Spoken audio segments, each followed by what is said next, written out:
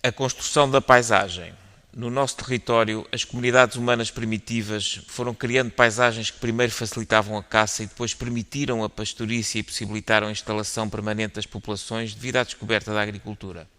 A preocupação do transcendente frente à morte, a dependência do homem das forças da natureza e a importância da fecundidade da terra no desenvolvimento das sociedades bem depressa se traduziram em marcas culturais na paisagem. Houve, em primeiro lugar, que alargar as culturas agrícolas e pastagens, manter e até aumentar o fundo de fertilidade das terras, conjugando a natureza do solo e o clima com a técnica pressionada que estava a comunidade humana com o crescimento populacional.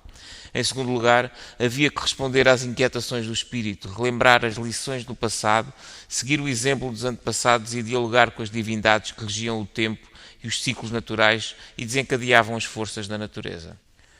Estas necessidades deixaram marcas simbólicas na paisagem, que era, portanto, organizada no sentido de uma ordem cósmica e exaltante das forças que presidiram a instalação do homem no paraíso terrestre. A luz, a água, a fecundidade do solo e a vida traduzida na diversidade das suas formas. A ideia de Bel nascida da contemplação desta ordem estabelecida em função do homem e por ele constantemente recriada após a expulsão do Éden, procurando resolver as necessidades da subsistência e do recreio, tendo sempre em mente a memória do paraíso perdido, tem sido a utopia de gerações sucessivas. Foram assim nascendo as paisagens em socalcos, as de montanha, as colinares sabiamente compartimentadas, as de lesírias e terras baixas, as dos extensos montados e as estépicas dos grandes espaços abertos. Nelas foram surgindo os lugares, as aldeias, as cidades, as quintas, os pomares e as hortas, que justificaram que a paisagem primitiva de subsistência se transformasse gradualmente numa paisagem cultural. As quintas constituíam pequenos mundos onde as necessidades do utilitário se ligavam ao prazer de viver e ao prestígio social. A mata, a horta, o laranjal e o jardim ocupavam espaços bem limitados, mas articulados entre si, onde a produção se ligava intimamente à contemplação em lugares íntimos e amenos. A água nascida nas fontes, conduzida através de minas, recolhida nos tanques, possibilitava a exuberância da vida nesses lugares onde se recriava o paraíso terrestre. Nas paisagens mais meridionais, em redor dos aglomerados urbanos, para além das quintas de recreio, surgiram anéis concêntricos sucessivamente de hortas e pomares, olivais ferregiais e vinhas que constituíam um todo espacial e social com o aglomerado urbano.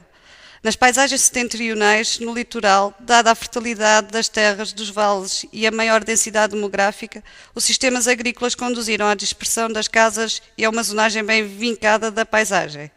Nestas paisagens é o quintal que, de certo modo, substitui aqueles anéis envolventes. Nas cidades mais importantes, o Horto Pomar ocupou e ainda hoje ocupa espaços significativos, tendendo hoje a retomar o lugar primordial na cidade moderna. A organização em quarteirões permite que sistematicamente no seu interior tenham surgido, até praticamente aos nossos dias, hortas, pomares e mais raramente jardins. Durante muito tempo, a expansão urbana fez, principalmente fora das muralhas, ao longo dos caminhos de penetração, mantendo nos espaços intersticiais hortas, pomares, ferregiais e olivais. As quintas, dada a sua estrutura mais erudita e devido à maior importância social dos seus proprietários, resistiram durante bastante tempo à avalanche das novas construções e só nos nossos dias se verifica a sua sistemática destruição com graves prejuízos para a cidade. A morte da paisagem. O desenvolvimento da ciência e da tecnologia vem desde há séculos melhorando as condições de vida das populações e aumentando a esperança de vida da espécie humana. No entanto, o progresso não tem permitido que as nações do terceiro mundo acompanhem tal melhoria e o mesmo vem sucedendo a camadas populacionais cada vez mais numerosas, nascidas nos países desenvolvidos ou a que eles acorrem à procura de trabalho e de condições mínimas de existência. A Revolução Industrial, se por um lado veio resolver muitos problemas no âmbito da saúde, do trabalho e dos alimentos de que depende uma melhor qualidade de vida, tem por outro lado provocado a exaustão de recursos e a desertificação de vastas áreas do planeta, gerando injustiças flagrantes, desequilíbrios demográficos, calamidades físicas e desastres ecológicos. Os problemas que afetam o nosso planeta são em grande medida provocados pelo crescimento económico dos países ricos, que tem causado desequilíbrios sociais, concentração de populações marginais nas grandes cidades, despovoamento dos campos e originando uma caótica situação nos países do terceiro mundo, onde ao lado das marcas do chamado progresso, tais como autoestradas, arranha-céus, aeroportos, surgem a fome, a desertificação progressiva e o desemprego, simultaneamente com o abandono das culturas tradicionais de subsistência e a destruição sistemática dos recursos naturais. O equilíbrio ecológico e o potencial biológico de muitos territórios já foram de tal maneira afetados, quer nos países desenvolvidos, quer nos mais pobres, devido nos primeiros ao abandono forçado dos campos, à agroquímica, à expansão urbana indiscriminada e à construção arbitrária de infraestruturas, nos segundos, ao desemprego e à exploração dos recursos até a exaustão. Podemos afirmar que a paisagem morreu, e essa morte é ainda para muitos o sinal do progresso. Os territórios onde a beleza e a capacidade de regeneração da vida resultavam do equilíbrio e harmonia das atividades humanas passaram a ser apenas o espaço inerte onde os interesses se degladiam ao serviço do crescimento da riqueza material no mais curto intervalo de tempo para satisfação de alguns. A indústria tem por objetivo a expansão dos mercados e a criação de solicitações universais para os bens por ela produzidos. A febre da competitividade e o necessário aumento dos bens produzidos faz esquecer sistematicamente as necessidades das populações mais carecidas, que abandonadas são segregadas dos mercados internacionais e vêm progressivamente dilapidados os recursos dos seus territórios. No âmbito da agricultura, pretende-se nos países desenvolvidos produzir o máximo, no mais curto intervalo de tempo, apenas em áreas de excepcional fertilidade. Tal política apenas tem servido para despovoar os campos, aumentar as monoculturas extensivas da floresta industrial, intensificar a agroquímica e sobrecarregar as grandes cidades de populações deslocadas. Nos países subdesenvolvidos, favorece-se uma classe de privilegiados à custa da grande massa da população que, após a destruição dos seus sistemas tradicionais de subsistência, se debate com a fome, as benesses de um progresso impossível de alcançar nas suas regiões e a vontade de sobrevivência obriga muitos a emigrar para o estrangeiro, onde os esperam os subúrbios sórdidos das grandes cidades. Tanto no espaço rural como no urbano as paisagens estão a morrer. A diversidade biológica e o equilíbrio natural das paisagens desaparece gradualmente e as comunidades que delas dependiam deixam de garantir a sua gestão. O território sem paisagens passou a ser apenas o suporte de atividades interessadas na exploração setorial dos seus recursos, tendo geralmente em vista objetivos de âmbito internacional. Em Portugal, ainda hoje, surgem paisagens equilibradas, de apreciável riqueza biológica e de beleza incontestável que estão a ser sistematicamente destruídas. A redução do número de espécies selvagens, quer animais, quer vegetais, e de formas cultivares tradicionais é devido à expansão das monoculturas florestais e cerealíferas e ao fomento da agroquímica, seguindo os propósitos da chamada industrialização ou modernização da agricultura.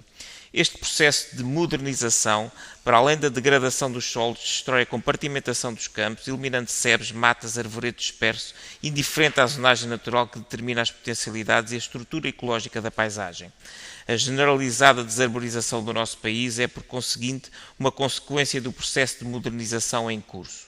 À simplificação da paisagem assim conseguida corresponde sempre uma diminuição gradual da biodiversidade. Por sua vez, a agroquímica, exigindo espaços abertos de grandes dimensões e adubações intensivas, provoca nos regadios a salinização dos solos, rápida nos mais leves, sempre que não é possível a incorporação de matéria orgânica, pelo que também tem sido uma das causas da simplificação da paisagem e da sua correspondente desvitalização.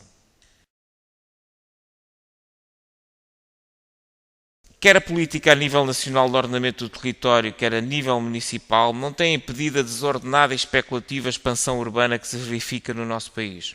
Esta expansão, que tem ocupado áreas impróprias da RAN e da REN, não responde às necessidades sociais e culturais das populações mais carecidas de habitação e compromete o seu desenvolvimento cultural. O crescimento de determinados setores, como o terciário, tem-se feito à custa das áreas habitacionais e do comércio. A expansão urbana tem provocado o despovoamento de bairros tradicionais, exigindo uma volumetria excessiva nas novas construções, a demolição de edifícios e a degradação de espaços notáveis, a destruição de jardins e logradouros hortados, a ocultação de panorâmicas, o congestionamento de trânsito e a poluição do ar. As novas expansões urbanas, mesmo as melhor concebidas, raramente incluem espaços verdes, esquecendo-se que as áreas permeáveis das cidades devem corresponder a pelo menos 50% da área total. Justifica-se esta percentagem pela necessidade da vegetação como valor estético, social e de regularização climática. Hoje, as zonas densamente construídas das cidades poderão atingir temperaturas de 10 a 14 graus superiores aos valores medidos em áreas contíguas àquelas. A infiltração das águas que alimentam os lençóis subterrâneos é indispensável à estabilidade dos sítios e a uma melhor utilização daquele recurso. As diferentes formas de vida do solo são também aspectos que não podem ser desprezados, porque há muito que a cidade deixou de ter uma expressão pontual no território para abranger vastas extensões do mesmo. O aspecto dos espaços abertos que apresentam as novas urbanizações, incluindo as realizadas pelos serviços públicos, demonstra bem que não se pretende construir uma nova paisagem, mas apenas responder a interesses especulativos ou a obras sectoriais de fachada. Para muitas famílias que vivem ou desejam viver no espaço urbano, a existência de um espaço livre hortado é uma necessidade económica e cultural que não pode ser esquecida. Antes, pelo contrário, deve ser incentivada. Esses espaços permeáveis, plenos de vida, são hoje indispensáveis para que a paisagem urbana não sucumba perante o betão e o asfalto.